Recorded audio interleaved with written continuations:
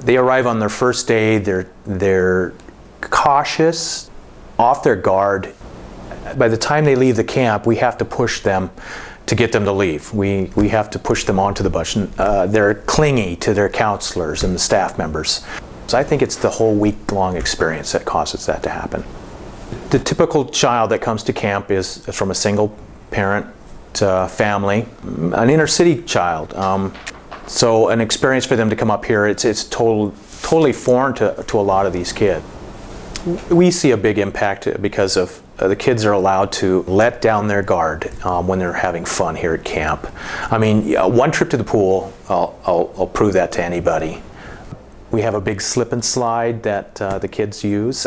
We do water games, water balloon fights, that sort of thing. You can hear them whooping and carrying on, and you know that they're not giving another thought to anything other than the moment. So we create moments at camp. The moments that we create where the kids have fun ultimately lead to eternal moments. We hope. We pray.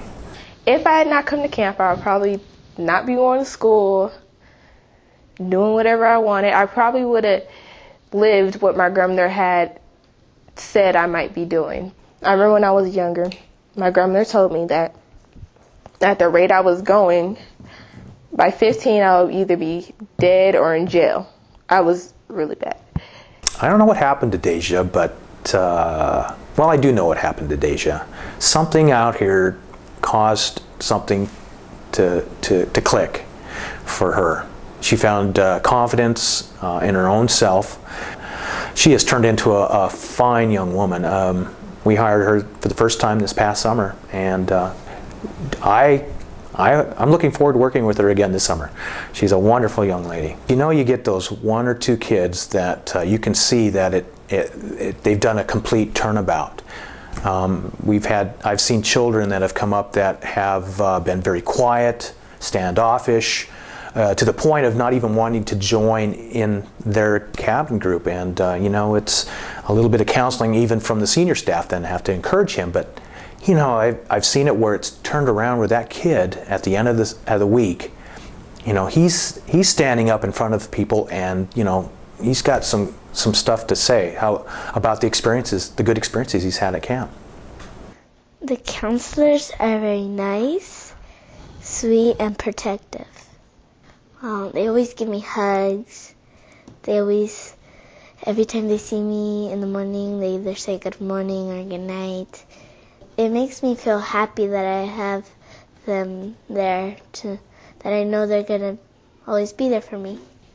When I come home, I feel happy, but at the same time, I feel sad because I'm leaving my friends behind. And they have plays, we sing songs, we talk about God. I feel more connected to God. I feel like I can talk to him more at camp. Well, sometimes the preaching didn't necessarily have to be somebody opening a Bible and talking to you just about Bible-based things. Sometimes the preaching can be through their actions towards you, through somebody being nice to you, through somebody helping you swim a lap or teaching you how to swim or helping you shoot a bow and arrow. Sometimes the preaching could be just through somebody's actions. The way that camping fits into the spiritual part of the Salvation Army is, I believe, it's the largest evangelical tool the Army has.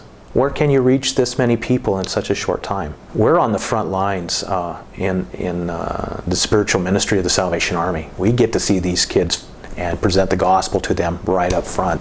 The reward that I get from being a camp director is seeing that one kid being impacted by everything that we have set before him or her, and seeing a decision made for this child's eternal soul. That's my reward.